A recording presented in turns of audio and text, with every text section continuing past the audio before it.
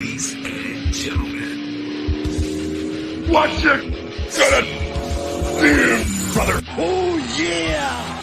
Woo! What? What? If you smell what the rock,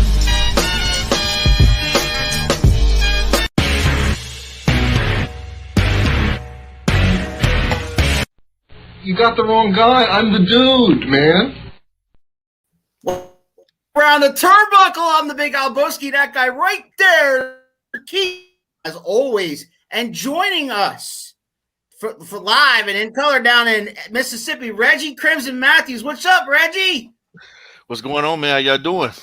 We are great. We are wonder. We are good. off and running. What's up, Chris Vant? Always there. Always a pleasure to see you. How are things going? What's that? I think Chris Vant has the record. Like, he has a streak going. He is always Chris Vant is the MVP. Is the MVP of 2M1L Media. And he always gets the first reply. I love it. I love it. I love Big Chris. I love Big Chris, and I love his enthusiasm. Absolutely. Reggie, we asked the same question to everybody we have on here who is a professional wrestler. You've been in the business for 20 years, but once upon a time, you fell in love with this business. Tell us why you fell in love with professional wrestling. Okay, I want to take you guys back to the 80s. Okay. I love it. I'm an 80s kid. I was born there. 1984. I was 5 years old. Mid-South Wrestling, Baton Rouge, Louisiana. My mom and my dad would take me to the wrestling every Tuesday night in Baton Rouge to watch Mid-South. And that's where it started. That's where it started. We had Scandal Akbar, Kamala, Junkyard Dog, Missing Link, One Man Gang, Ted DiBiase, Mr. Wrestling 3, Tony Atlas. The list goes on. Those are my names. Yeah. That's where it started. We would go so often, and honestly, man, I didn't even realize independent wrestling. Once the territory started to die off, right, late mid-90s, the big territory started to die off. I didn't know indie wrestling existed at that point. I thought it was just WCW, WWF, right? And that a lot of us kind of led. Right, and that's what kind of led me to start getting into wrestling as a wrestler, as a performer. You want to hear that story too? I can tell that story too. Absolutely. Go ahead. So, I get to community college in 1998 or 97. So my second year community college, which is also where I'll do my 9 to 5 now. I'm full circle. I meet a good buddy of mine in there in our sociology class. His name is Wes Adams, former WWE ref, Wes Adams. Right. So we started talking about the Monday Night Wars were going on. It was hot and heavy in 1998. So before class, we would talk about it. And the year goes on. The following year, we both transferred to University of Southern Mississippi in Hattiesburg, Mississippi. And I'm coming through the cafeteria line inside my dorm one day, and I see him. And we get to talking. He said, "Yeah, man, I'm selling wrestling tapes." I'm like, "What you mean wrestling tapes?" He said, "Go look outside." So I go outside the cafeteria. On the wall, he has posted this big flyer that he handwritten. He's recording all the Raws and Nitros and selling them. And but he had a lot of other wrestling VHS tapes too that they would put out back then. And he would make copies of them. So we linked up and talked more and more. And I said about a month later, he says, "Hey man, I'm training to be a wrestler." I'm like, "Dude, quit lying to me. Ain't no way you training to be a wrestler out here in Hattiesburg." You're like, "No, man, for real. I'm training to be a wrestler." And like I said, I didn't know indie wrestling existed. So I said, "Okay, just to prove him wrong, I want to see." So I said, "Man, I'll drive you out there the next time you go to training. I'll drive you." And so I drove him. Lo and behold, it's this big open arena. There's a ring. So I took my first bumps there, and those guys that helped me bump that day, we're still buddies, and we're still working now from way back then. So that's how I got started. So who trained you? Who were the people who were the names that trained you in the beginning? So now Wes Adams, he ended up being my full-on trainer. So when I started, I kind of started. They kind of eased me in as a ref first. Those guys were Kevin Rose, which is also in the SWA right now. Money Warbucks, which is also been all over the South. Those were the main two guys. Plus West. So I started with them refereeing. I did that for a couple of years, and there's not much money on the indies. Right. So we're doing this through college. So we're missing class to go to wrestling shows. we still making a good grades like we should. So we get our degrees. There you go. And I was at the point where, you know what, I can keep trying to do wrestling and make this, or I can go ahead and get a job with my degree and make this. So I was like, man, Wes, I'll see you later, man. I'm going back home. I'm going to get a RIA job. But he kept at it. And he ended up working for Lawler up in Memphis after that. So he kept going. He kept it going. By this time, it's around, I graduated. I got my degree, bachelor's degree in 2003. So 2006 rolls around. I hadn't taught wrestling, period. I just talked to him on the phone, still watching on TV, driving the house shows. Right. He calls me and said, hey, man, I'm getting ready to start up my own promotion. You want to try to get back in? And I'm like, yeah, perfect opportunity. Right. So I go back, knocked the rust off. We were training in this little bar. So we had a 12 by 12 foot ring. All right. Wow. You can imagine how small it is. Right. So you hit the ropes. If you hit the ropes once and bounce back, you're in the center of the ring. Like, boom. You're there. You couldn't do an elite frogs or anything like that. No hip tosses. That was out the question. If you get a vertical suplex, you have to do it right at the edge of the ropes. Otherwise, you would hit the other side of the ropes. We did bar shows in there, man, at 11 o'clock at night. And we're finished up at 1 o'clock in the morning. Wow. Like once a month. So at that point, I was knocking the rust off as a performer. And we did that for about a year. And then 2007 comes, and the ECW was hitting on WWE at the time. It was on Sci-Fi. Oh, yeah, that was bad times for me. Yeah. I wanted that to work like you wouldn't believe. And there was that little devil on my shoulder going, you're going to be heartbroken. You're going to be heartbroken. Don't you do it. Don't you do Shout it. out to Mom. Hi, Mom. That's your mom for real? Yeah, absolutely. That is my mother. Yes. Man, hey, that's some good support right there, man. That is some good support. Yeah, that's good. That's good. His dad was actually my 9 to 5 yesterday. He was talking us up. It's like, I love what you guys do. It's so great. He told me that because today's his birthday. Wait, Reggie, I don't mean to interrupt you at all. Yeah, you're good. But my father ran into the professor at his job. Okay. Yes, yesterday, Keith. Yeah, yesterday. And he immediately texted me. He said, "Hey, I just talked to the professor. Like the professor's like this big, like the professor's this big celebrity or something." So then I said, so then today's his birthday. I called him this morning, and he said it again. I said, "I know, Dad. You told me yesterday." Oh, happy birthday, Dad! Dad, happy birthday, brother! Happy birthday! Happy birthday! Thank you so much for the support, Mom. Thank you for the support. That's good. Reggie, go ahead. Keith, you said you had a mountain of questions for this guy, so fire away. Bring them on. Well, I mean, I love hearing about Mid-South and all of that, and I mean his forte.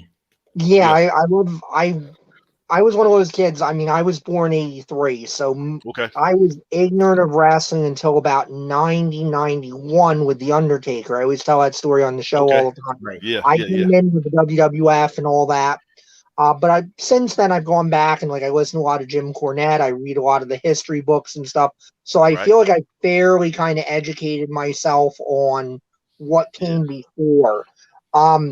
So I mean, when you were coming into it, was there still? I know it was 98. Everything was kind of pretty opened up. But was there still a little trepidation about we got to test him a little bit? We got to make sure he's serious about this, or was at that point it's kind of like, now we know him, he's our buddy. We're not going to necessarily need to do any of that. I was lucky to come in with those guys because they took care of me. But when we would go load up in the car and go to another show somewhere else with other promoters or chiefs of the locker room, then things would be different. And just being honest, being a black wrestler in the South in little small Mississippi towns is rough at times. Sure. And, Alabama, Florida, Georgia, they No, look at it. I had a lot of white guys with me. You know, right? Yeah, no, I get it. I mean, and were you working heel, where you were trying to exacerbate any of that tension, or were you trying to be face. I would be face most of the time, but there were occasions where I would work heel, just depending on where we were. Mm-hmm. I got a good story for you. Go ahead. So this was probably 2010, 2011.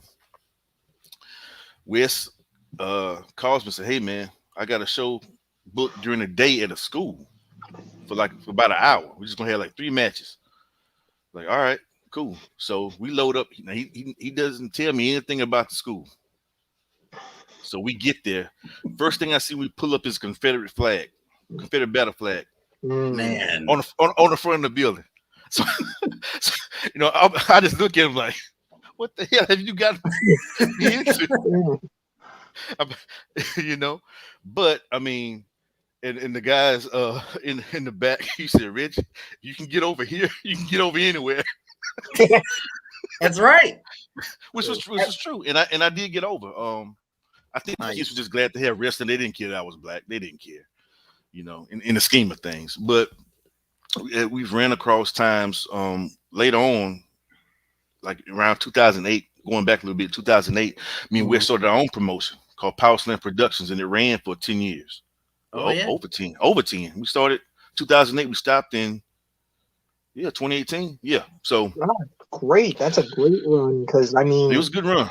It was a good run. Ever since you had WCW shut down, really, and Vince got the monopoly. I mean, it's hard for an independent to It is. in business. I marvel at some of the independents that are up our way that we're working with. One of them just passed 41 years. 41 continuously. And it's like, man, a long time. You've seen everything at that point. You started at the highest high, you've been through the lowest lows, and it's a weird time right now, I think. It is. Really.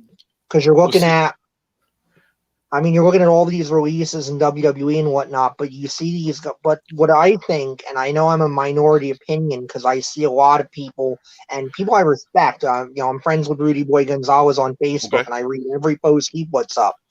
And not that I want to say he's negative, but I feel like he's kind of in that camp with a lot of people where it's like, and I agree. Yes, it sucks that all these guys just lost their jobs and what's going on with Ring of Honor and all that. But I don't know. I feel like, and maybe you can correct me being in the business so long, I feel like there's a lot of opportunity out there too, because I think a lot of these guys and girls are going to stick with it.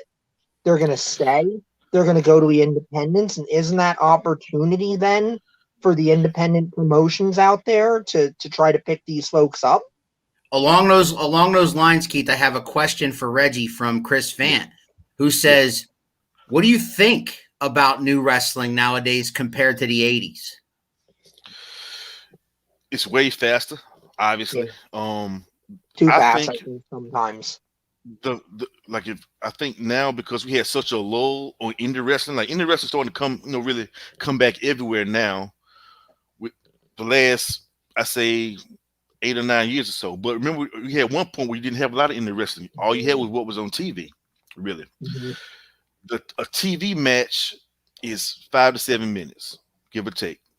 Right. On Raw or AEW or Impact or whatever, you may get 1 10-minute match, 15-minute match. Now, you go back to the 80s, that's all you had. Right. Whether it was on TV or not, every match was long. You could tell a story, you could process those holes and things and show some emotion. Now it's bang, bang, bang, bang, 1, 2, 3. So now, if some, to me, this is my opinion now. So a fan that's been cultivated on watching Raw or AEW, nothing wrong with that because I still watch them. Mm-hmm. But you watch that and you come to an indie show where you may have a longer match. Like, they're going too long. Right. Show too long.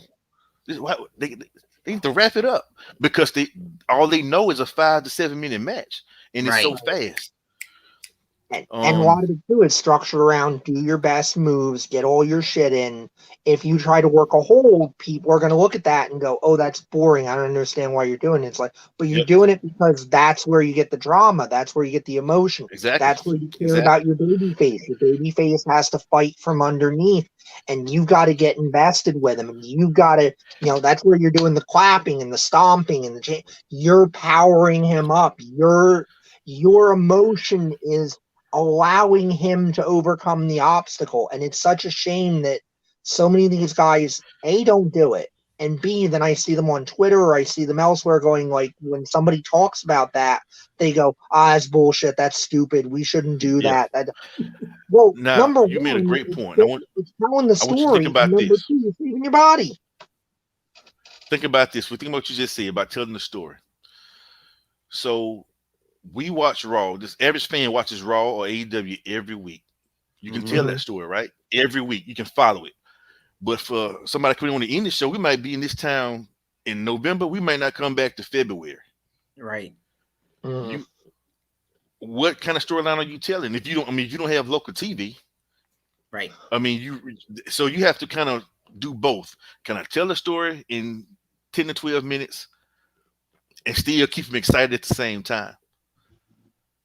Anthony Joseph says, I think 10 to 15 minute matches are better than 30 to 40 minute matches. Oh, no. I agree with that too, Anthony. Anthony loves the troll. I do. He does troll, right. Big Mike City, CCW's 20th anniversary is Black Friday. So, Keith, mark it on your calendar. Right here in Pennsylvania. Thanks for that information, Mike. CCW's 20th anniversary. Friends of the show.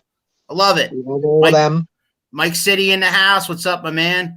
So to your point, Reggie, I'm old enough to appreciate both sides of the coin, all right?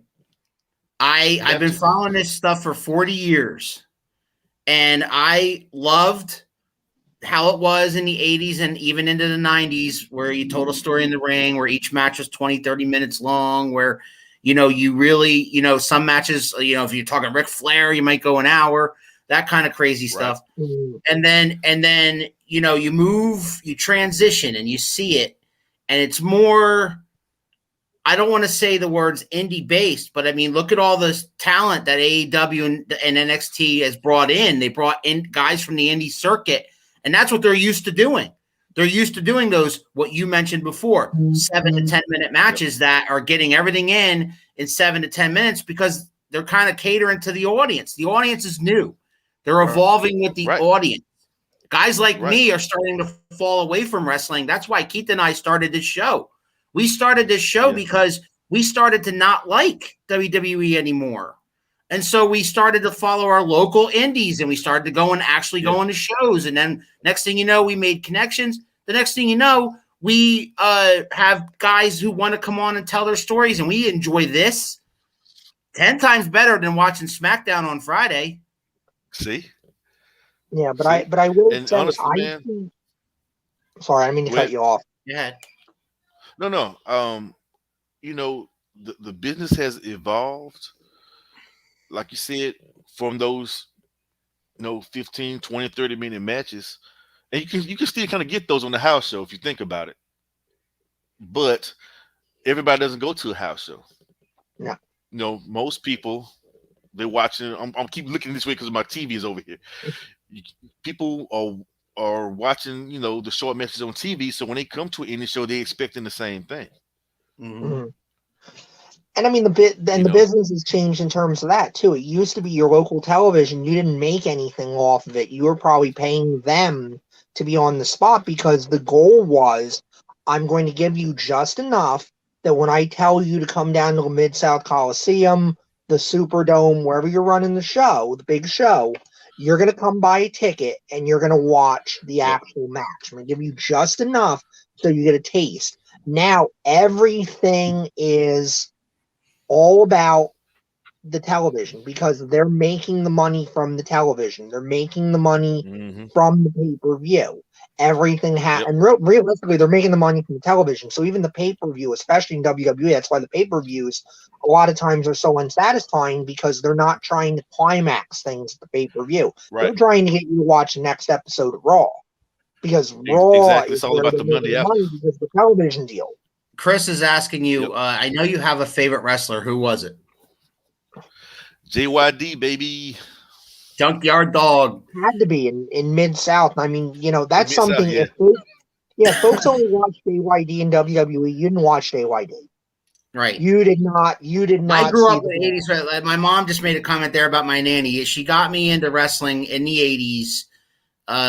And my stepfather used to take me to WWF TV tapings in Allentown and Hamburg from age 5. Okay. I mean, that's how I got into wrestling in the first place. Yeah, we actually got to over the summer here. We went to the Hamburg Fieldhouse. We went first for a convention, and then we actually got to watch some wrestling in that building, and that was cool to be in such a legendary being in that building. That Andre the Giant wrestling. I pissed in the urinal that Andre the Giant pissed in. That kind of stuff. All right, so Reggie, tell us. All right, so bacon.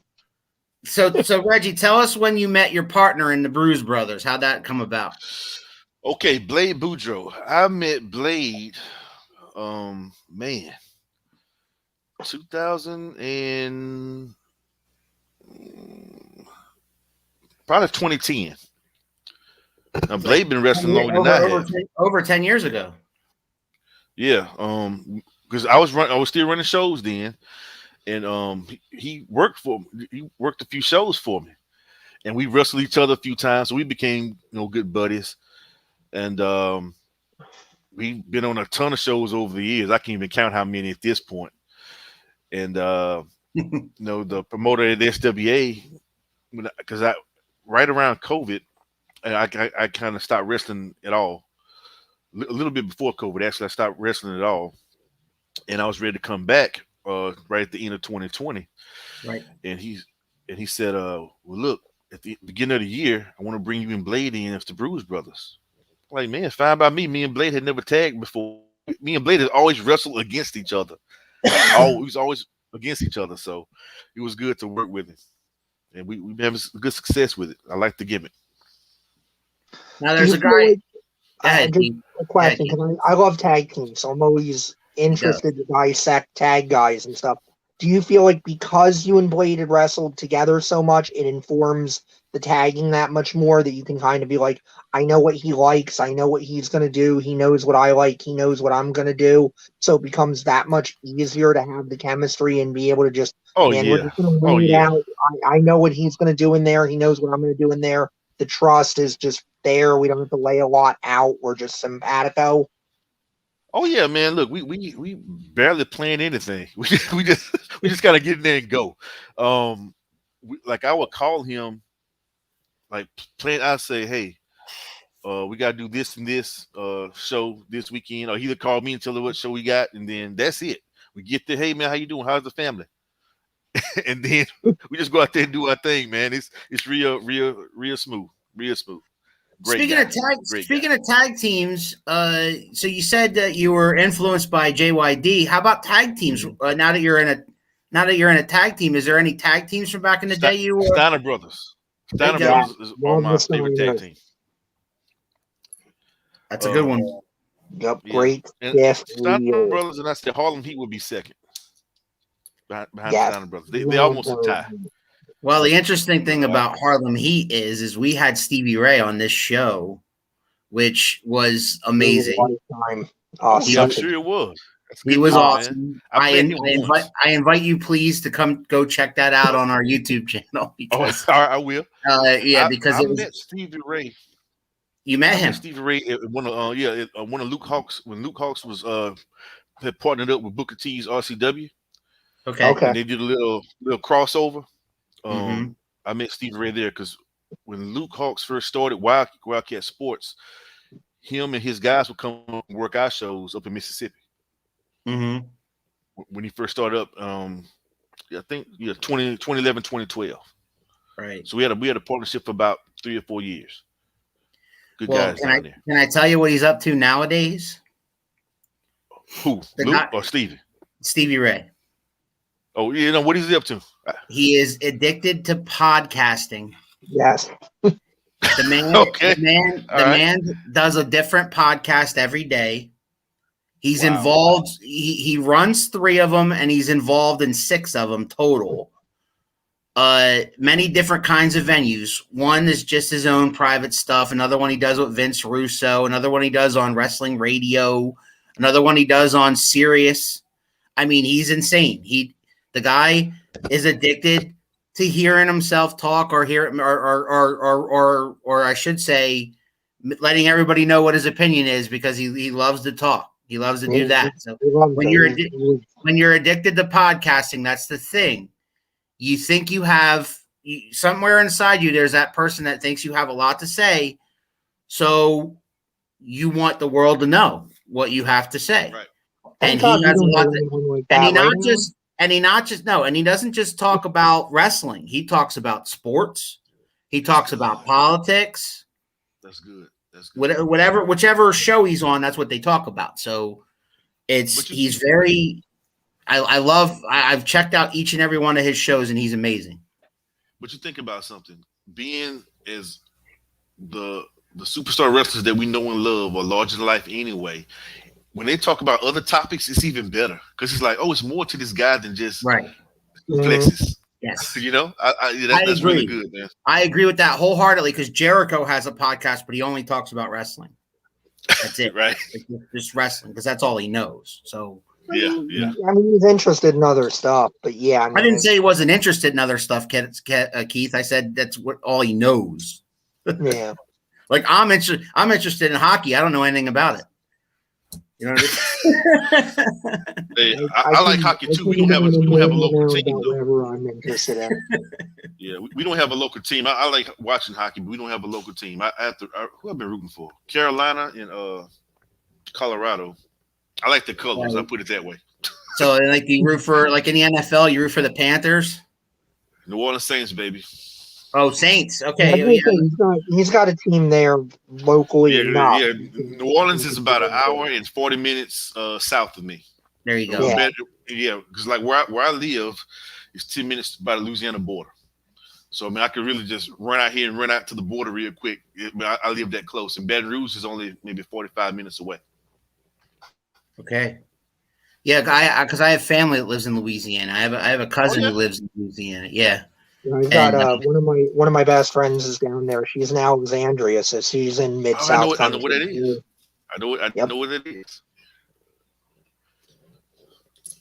One second, fellas. Go ahead. Yeah. Sure, we'll filibuster. Yeah, we will. Yeah. So I'm back. Chris Vance says, at what age did you start watching wrestling? I was like 5, and my dad always had me watching Bruno Sammartino. Yeah, because we tend to be up in that Jersey, Pennsylvania area, so we would have been getting, Triple WF and all of that. Yeah, and I apologize for the pause. My son walked in. I want him. My father-in-law is from Pennsylvania. Look at that guy. Okay. Hillbilly Joe says, "Yeehaw!" Sure. Tell her to text it to me. Yeah, I'm trying to find out what town he was born in and where did he live. Because my father, he was born in Pennsylvania, then he moved to Florida. Mm-hmm. I'm trying to figure out where he grew up at, so I can tell you guys. You guys I'm sure you know where it is. I think somewhere around Pittsburgh. I'm not sure. Well, Keith and I both were born in New Jersey. Mm-hmm. But I mean, I live in PA now. Okay. Big Chris that's been asking all the questions. He lives in South Carolina. Okay. Yeah. And then there's this guy that keeps sending messages to me named Hillbilly Joe. He said, Hillbilly, what's happening? Hillbilly, how did that match go last night, brother? Yeah, he did wrestle last night, didn't he? Yeah, he wrestled my current rival, Black Ranger number 2, last night. He did. He'll tell you how it is. Good to see you, Hillbilly Joe. I hope it went well for you last night. Yeah, we had Hillbilly Joe on a couple weeks ago, and he was absolutely fabulous. He was an awesome guy, and I'm sure you can attest to that. Oh, yeah, he's a good dude, man. Good to have him in the locker room. Big hug and smile every time you see him. He smiles every time you see him? Oh, yeah. It's good to have people like that around. Yeah, look, you have to have a good locker room, y'all. You got to have it. You got to have it. I mean, a toxic locker room won't keep good people there long. You know. So you being in a business for 20 years, if you could give advice to yourself 20 years ago, what advice would that be?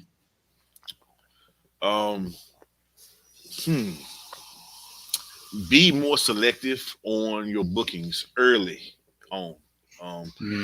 You know, back then, everybody, and some people now too, everybody just took whatever booking they could get. Right. I mean, sometimes that's great. Sometimes but it could be bad too, because you could go to a bad promotion. Horror stories, man. Handshake. I can imagine. Hillbilly Joe says, I sent the Rangers back to Texas crying, knowing that they couldn't get the job done. There you go. Well, look, we're going to do it again next month here, Billy. There it is, next month. And when's that event? So you can promote that right now. When's that? December the 4th in Ellisville, Mississippi. It's called Rumble at the Reservation. South Jones High School, Ellisville, Mississippi, December the 4th, 7 o'clock. There it is. So you want to see Reggie and you want to see the Bruise Brothers and Hillbilly Joe in a 6-man tag. Go check them out if you live in that area. Absolutely check them out. Yeah, you can also catch our shows on Fight TV. Just look for SWA Promotions. Yes, I forgot to mention that. Hillbilly did mention that when he was on. If you want to see their matches, you can see them. They're all available on Fight TV. The past ones, anyway, the more recent ones. I did go back and check out the one they just did, Keith. The one that Hillbilly promoted when he was on the show. You know, they put on a pretty damn good show. The SWA. What a great thing Fight TV and things like that have been. You know, for the independent. You know, being able to get all this stuff out there. I love it because I mean I keep saying, you know, if you don't like what's happening, you know, on Monday nights, if you're not a fan of AEW, if, you know, just for whatever reason, mainstream wrestling is not doing it for you. Right. There's things like Fight out there. You know, Vice took the shot on MLW, which I like the product they were putting out. I mean, there are so many options out there. There's so many great things out there now that you really can try to find the wrestling that you want there. You know, YouTube. There's so many great options out there that either don't cost you anything or cost you so little money, you're probably not even going to miss it. I mean, if you're a wrestling fan and you want good wrestling and you try to tell me, well, you know, WWE sucks, AEW is not for me, fine, go seek some shit out. And it's not that hard to go seek it out. At this point, you have no excuse. You know, find out what your local independent promotion is. Buy a ticket. It's not going to be that expensive. Buy a ticket. Go to a show. Sample it. It's there. You can find it. Do it. I tell anybody. To me, a live show in person is always better than what you watch on TV. It is. Hands down. Especially indie shows, intimate crowds, smaller crowds, because the crowds can really get involved in the show. You could hear almost everything all of us say, like all of us. Yeah. Right. And you work off of that. Sometimes the smaller shows, especially ones we've been going to lately, you might be able to take a wrestler home the way they're flung almost into your lap. Yeah. Oh yeah. And look, you know, you guys got my wheels turning in my head right now, just thinking about the way, like, the average indie show, like the production, the time it takes driving from town to town, taking the ring down, putting the ring up. I don't miss those days as a promoter. I'm glad that's over with now. But I had a chance to work as an extra for 4 days at WWE in 2014. Oh wow! Really? Yeah. If you friend me on Facebook, you'll see a lot of my memory photos come up from time to time. Usually my profile photo was of me pushing John Cena. You remember when Cena and Brock Lesnar had the angle back in 2014? Okay. Yeah, well, that was when Lesnar had first come back, right? Cena was kind of a task to be like, will we do business? Yeah. So remember I told you Wes had worked for WWE for a couple of years. So after he got let go, he was still in touch with Johnny Ace all the time anyway. So whenever they would come down to New Orleans or Baton Rouge or Jackson or something, they would give him a call. So this was when Adam Rose was still there for Rosebuds. So they called him like, "Hey, Wes, we need you and a couple others. Give a couple of guys and girls, come on down. 4-day shot." So he calls me like, "Hey man, you want to go work Raw and SmackDown?" I'm like, "Man, what do you think?" what kind of question is that, right? Yeah, what kind of question is that? Yeah. So what we did, we worked in first show was in Jackson, Mississippi for a house show on a Saturday. So it was just 4 of us on that one working as Rosebuds. Then we leave there, we came back home, then we drove to Monroe, Louisiana for a house show on a Sunday. We left there, drove all night over to Lafayette, Louisiana. We worked Raw, which is where they had to get the pull apart with Cena and Brock. Then we left there that night, drove all the way back to Hattiesburg. I slept in my in-laws, got up the next morning, drove to Biloxi, Mississippi for SmackDown. And that was my little 4-day shot, but it was amazing. Damn. Yeah, it was amazing, man. Like going back to the production, when you see what all they have to do to get ready for a show compared to what we are doing to set up for any show, it's amazing. But even in that, though, it's still the same. You still got a gorilla position. You still got somebody calling the shots. You still got agents for the matches. In the scope of things, I mean, it's still it's very similar, yet on a different scale, so to speak. That's interesting to me. Tyler, what's up? Hi, Tyler. Just to seize on something there that you were saying. You guys call it gorilla too? Yeah. Everybody does. It's universal now, I think. I'm pretty sure. Kind of colloquially a WWE thing because they always explained it as, well, that was the position Gorilla Monsoon would always take himself out at the shows. Wherever we call Gorilla. Something colloquially WWE would use. Yeah. I didn't realize that it was actually more like an industry term. Well, when you think about it, though, just like people call soda Coke everywhere. I mean, it's just a common term almost. So where you say anywhere you say, "Oh, he's in Gorilla," you know exactly where to go. Or I might say, "Hey, where's Gorilla?" They know what I'm talking about. Yep. So hey, I'm not fighting it. I love Gorilla Monsoon. I love that term. I love that term. On commentary. So yes. Billy Joe says, "I don't think the better." I don't think the Rangers are coming back to Mississippi because they can't handle the Bruise Brothers and Hillbilly. Well, if they do, we'll be waiting on them. I can't wait for that match. It's gonna be fun.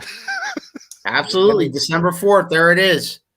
What is the best wrestling match you think you've seen as a fan? As a fan, I hate to be so Steamboat and Flair. But I tell you when it's up there high for me though, y'all. When it's high up there for me though, it's Shawn Michaels and Razor Ramon ladder match. Yes, WrestleMania 10. Yeah, I watched that one live. Right. Oh, awesome. And I can't explain why I like that match so much, but I just do. Like it's like one of the ones I can just go play, just pop it in and watch it. Yeah, I mean it's the psychology, it's the story, it's the novelty of that was the first ladder match that we saw nationally. Shawn was at the peak of his power because, I mean, in a lot of ways, I don't want to disrespect Razor. I love Razor. I'm proud of Razor with everything he's accomplished with his recovery and everything else. But, I mean, Shawn was having that match with the ladder in a lot of ways. The way Shawn and all the stuff Shawn could do. He took 90% of the bumps. Yeah. Oh, yeah. That match is memorable because it was the first, major ladder match on TV for WWE, and they put it on the greatest story, and they put it on the greatest stage of them all. Oh my God! I think that's one of the things that people now they watch that match and they're like, that match is so amazing. It's like, yeah, but if you had followed the story, if you were watching the story going into it. Razor winning that battle royal and then that match with Rick Martel to become the Intercontinental Champion. And then immediately he's thrown into Sean saying I never lost it, and the back and forth, and everything that went into it. Storytelling at its best back in the day. Side note: do you guys remember when Rick Martel came back as the model in WCW? Yeah, I do. Yeah. Man, that caught me. I know that's way off base, but that just caught me off guard. I was like, what? What? Rick Martel? Yeah.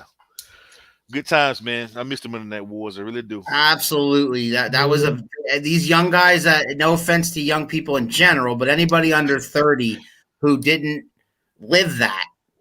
Dude. I'm sorry for all of you. So remember I told you I was in community college when I met Wes Adams.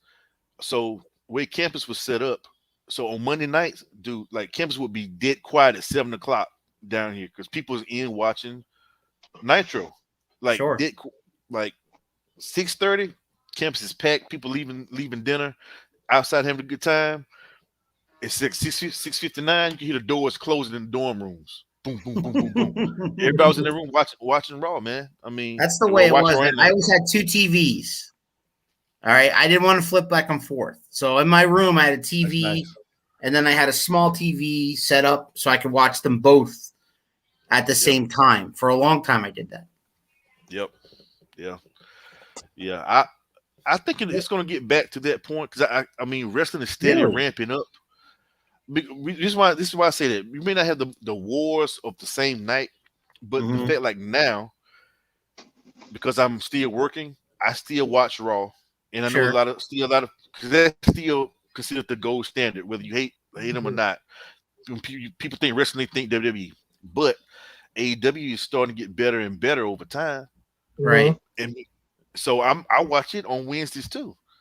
Now SmackDown, I forget about SmackDown on Fridays because it's Friday. I'm looking for something else to do, So I don't forget to watch SmackDown. But I think now that the arena's opening back up, you're starting to get your full crowds back. I think, and with indies blowing up the way they are, I think you'll get a resurgence because those same indie fans are going to, especially the kids, are going to go to these house shows and they're going to watch Raw on TV.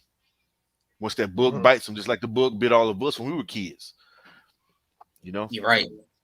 So and I see guys working up with us. We have one of the friends of the show, and I'm gonna pop him a little bit probably when I bring his name up. Alan knows what I'm gonna do. We had a friend of ours, Merrick Miami, actually just got done a couple months ago working with Matt Cardona, the former Zack Ryder, and they toured up. And Ryder, I give him, Cardona, I give him a ton of credit. He put Miami over. He let Miami win that match. He put Miami over after that match. And, I mean, he's just full on trying to take Miami under his wing and go, hey, whatever I can do to help you, kid, I'm going to do it. And Miami's a guy that he has great, impeccable training. He's putting it together. He's getting it done. There's a guy out our way trained by Rudy Gonzalez, Tony Batista. We've had him on the show a couple of times. I'm seeing so many young guys that are so committed, that are taking, every quality booking that they can get, and they're going to be signed. They're going to be stars. Yeah.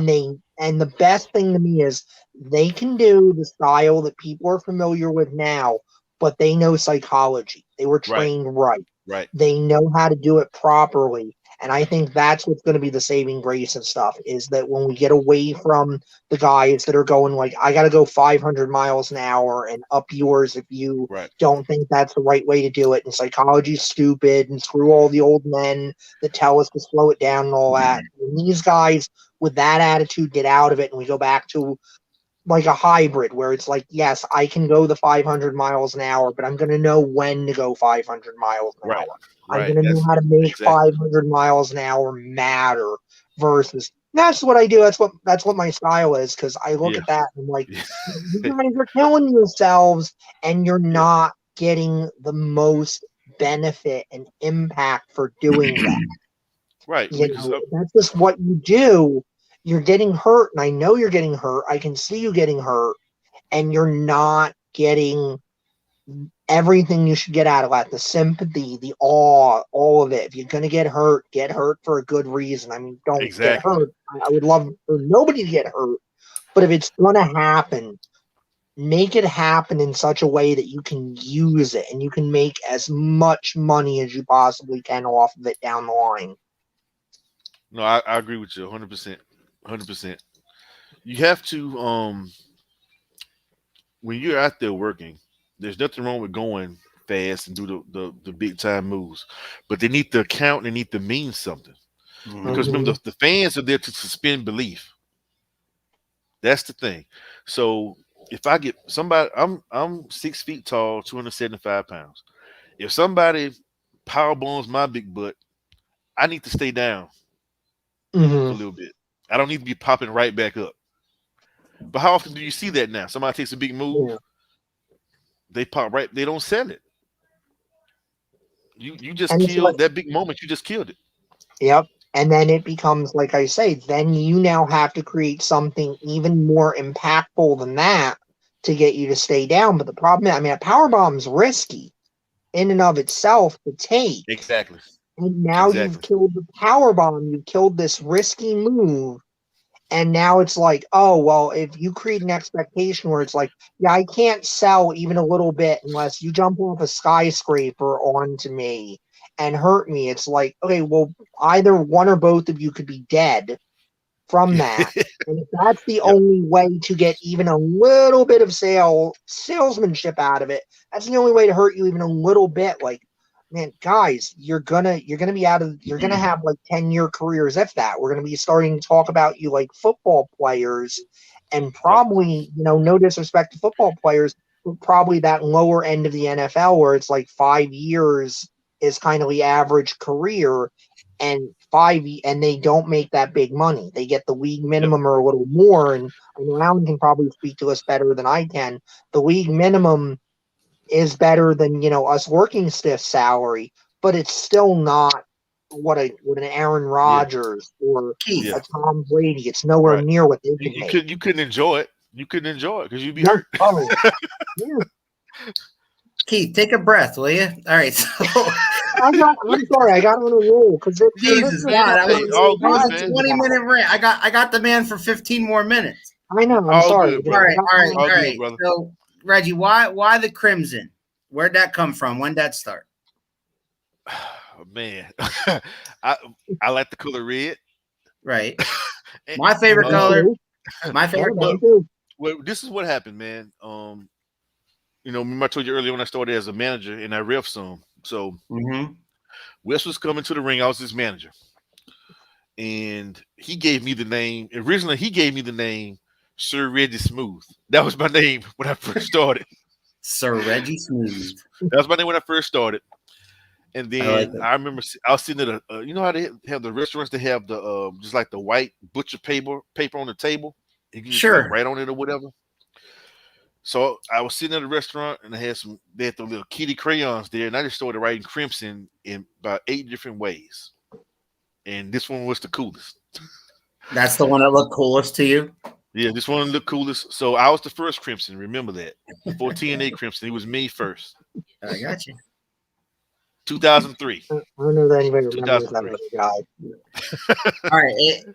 All right. So we ask every wrestler this: if you could book yourself against anybody alive or dead, who would that be and why?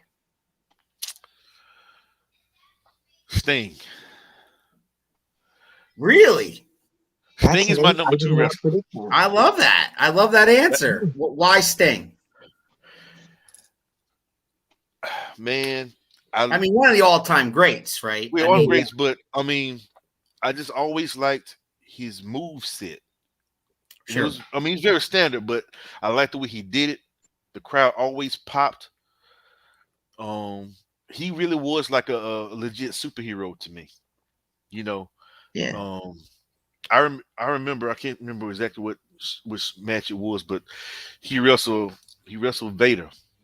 Okay. Vader gave him a Vader bomb, and I thought he killed Sting, But that was the fan in me coming out. Like, man, I'm showing a lot of emotion for this guy. I can't believe that, a lot of people who wrestled Vader would say, yeah, he probably did kill him a little bit. Yeah, right. You know what the best thing about Sting was, Reggie?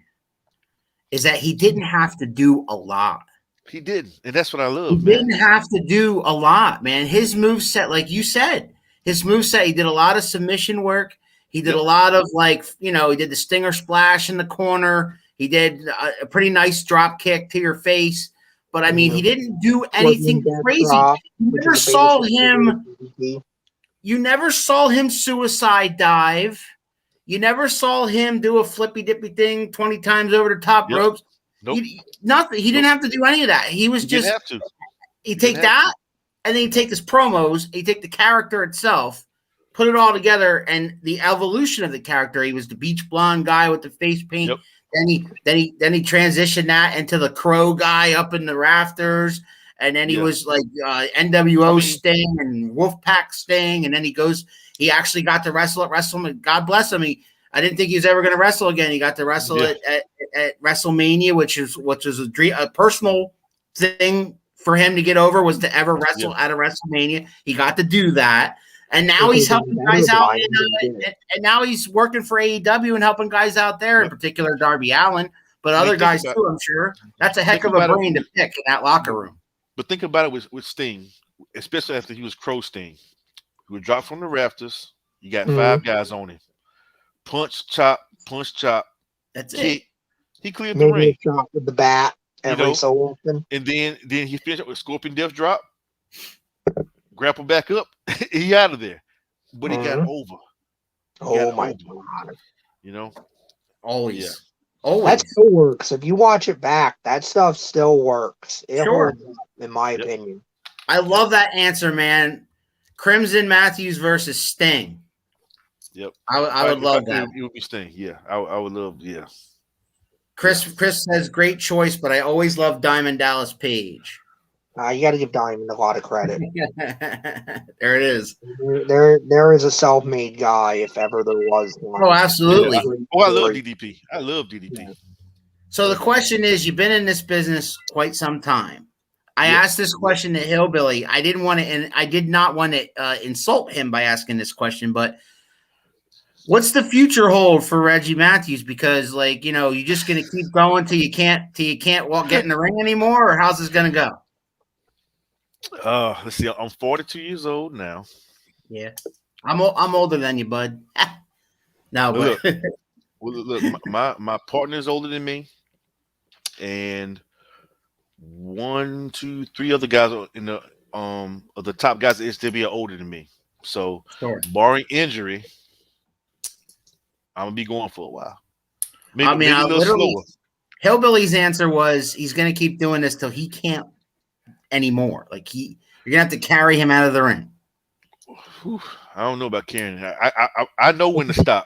Look, I know he's a big guy, but look here. When was that? I'm looking at my son right now. When was that? October, I think October or September. We did a show, and I got hit in my hip, and I didn't realize how bad the hit was.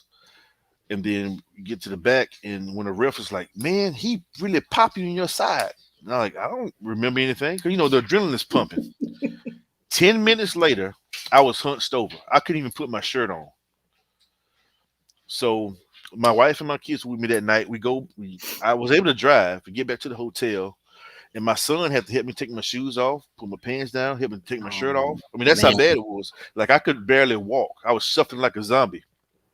And then, once you sleep in it kind of tenses up, stiffens up. The next day, it was horrible. Yeah. And I was, I think I was down for the count. I could barely walk for about a week and a half. So yeah. So there are moments. So you're saying, am I reading this right? Are there moments where you're like, I don't think I should ever do that again, but you love this business. And look, I tell this to anybody. We all are a little crazy to do what we do. Of course. On purpose. But we love entertaining the fans. And for us that have a lot of other life issues and stuff going on, it's a great getaway. This is a getaway for us and a getaway for the fans too. For that 15 to 20 minutes or whatever, we can suspend belief for a little while and just get away from everything else. That's what wrestling is to me. As a performer, I'm going to jump on that comment because you get 10 or 15 minutes we get 2 or 3 hours. That's right. As a fan, we get to escape for a little bit longer, and that's what we love about wrestling. Let me hold you. We love wrestling so much, and that's why we love it. So look, but while you guys got it out there, I got my 10 to 15 out there with y'all, but I got my camaraderie in the back. That's one of the things when I laid off for a little while, I missed that more than anything. Like even when I wasn't working, when I took my little hiatus, I would call the promoter, Steve Starr, SWA, like, hey man, can I just come hang out in the locker room? Yeah, Reggie, come on by. I just come kick it with the boys. I would make that hour drive or hour and a half, wherever they were, just to come hang. Because at the time I thought I was done. You know, I thought I was finished. That's what it sounded like. But look, but that's the thing. Going back, maybe like, yeah, I kind of want to get back into it. That was the bad part about it. Well, I guess good part now. I got one more question for you before we get out of here. But then Chris Vant says, awesome show, guys. Thank you. And thank you, Reggie, for your time to wrestle and to talk about it. No, you're welcome. You're welcome. Thanks for having me. My last question to you, man, before we get out of here is if and when the day comes when you can't wrestle anymore, I see you probably never leaving the business in one way or another. Like you're going to be in the back. You're going to be helping training guys. Correct me if I'm wrong. 100% correct. Well, look, like I said, I can just tell. I talked to you for an hour, and I can see it. You love this. You love this. I do. The hiatus, I laid off. I had some personal things going on, and it was just time. I just need to step away. Right. And the whole time I'm wishing I was back in some form or fashion, which led to me, like I said, going to the shows just to go hang out because I missed the camaraderie. Because back there, the guys that we got there at SWA, they're not judgy. Everybody's like family. We all like brothers there. You know, it's not when we get back there, we don't really talk about wrestling a whole lot. We asking about how the wife and kids are doing, how's school going, how's your family. It's things like that. Mm-hmm. So yeah. I'm gonna be around a while in some form. Well, man, no matter what you do, or no matter how much longer you go in the ring, we wish you nothing but the best of luck, health. Appreciate it, brother. We loved having you on. You were amazing. You were awesome, Keith. Do you agree? Oh, absolutely. This just flew by. It was right. That hour went like that, man. I tried to warn you, Reggie. That hour went like this. Well, that means we gotta do a sequel. We got to do a anytime, rematch. Man. You are welcome back here anytime. You are welcome back here anytime. Well, look, man, you let me know. You get your partner. We'll get the BRUISE brothers on here. We'll do that. Let's do it. Now Blade got some stories. That's a show right there. I'm sure he's got stories, right? Blade got some stories, man. Yeah, but the thing is, he might have stories that you've heard, but he might also have stories about you that you might not have heard. And you know what I'm saying? And that's true too. Remember what I said? We wrestled each other for a lot before we started for a tag team. So there you go. We wrestled each other for years, because I was in a tag team, he was in a tag team, and we were feuding a lot. Like we did a weapons match versus each other, which was excellent. I tell you what, I'll send you the link. I have to dig it up and see the link for it. Yeah, send me the link. Absolutely, I will. I'll send the link to that. But yeah, I'll get with him, man. I'm sure he'll love to be on. Well, let me know, man. Well, let me know. We got plenty of dates open in December. Okay. So let me know when you guys are available, when he's available. Yeah. Furthermore, stay in touch with us. I hope you do. I will, stay in man. touch with us, and if you run across somebody that would love to come on and tell their story, send them our way as well. I will. We would love. Yeah, that's how we got you. We Hillbilly Joe was on, and he said, I think you should talk to Reggie Matthews. He would love to come on. So I started talking to you, and now we're friends on Facebook. And man, this interview was awesome. It was so easy. You made our jobs easy.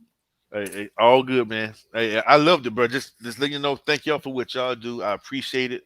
We need more podcasts like this, and I like that you guys are branching out and not just staying in your area, but going. Oh yeah, man. We have not. I'm not tooting our own horn by saying, because we never thought we would. we never thought we would do this, but we have interviewed people from all over the country and across the pond. We did a couple guys from Switzerland too. So I mean, that kind of stuff just like thrilled me to death just talking to those guys. You know, I'm just their excitement that they were like, to them, they were on an American podcast, so they thought like they had made it or somehow. You know what I mean? We did get a American promoter interested in them, and hopefully that's going to get them over here. So yes. If we can do that, that's what we want. I mean, if we are a small piece or a small stepping stone to somebody's getting and realizing their dream, man, that would be a dream come true for us. And we're just fans that love this business. Awesome. No matter what, and we support our local indie wrestlers, and they are all welcome to come on here and tell their stories if they haven't already.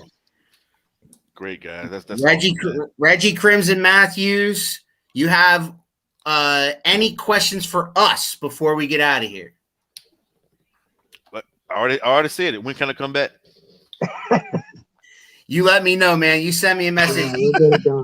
Get in touch with your partner and get that set up, and we will do that. We will do that. We will have the BRUISE Brothers on here. If you want to see Reggie wrestle, check out Fight TV. Look for SWA Wrestling. Some of his past matches, and he's also got events coming up. December 4th, he's got an event coming up with a 6-man tag involving the BRUISE Brothers and Hillbilly Joe. So you want to check the guy out, check him out. I found his matches rather quickly on YouTube, Keith. Just looking them up on YouTube, they're out there to be had. I didn't have to go to Fight TV; they're out there. So if you want to check them out, he is Reggie Crimson Matthews. He's the professor. I'm the big Albowski. Reggie, don't go anywhere when we go off the air here. All right, I'm here. Keith, next week on Around the Turnbuckle, the president and CEO of 3WA Wrestling Quakertown will be here live. I got goosebumps just saying that. Dino Santa will be right here to talk about. I know you're going to have a million questions for him, Professor. But we will see everybody next Sunday night on the 21st, 6 p.m. Dino Santa will be right here answering all the tough questions. We'll see you next time on Around the Turnbuckle. Ladies and gentlemen, what you gonna do, brother? Oh, yeah! Woo! What?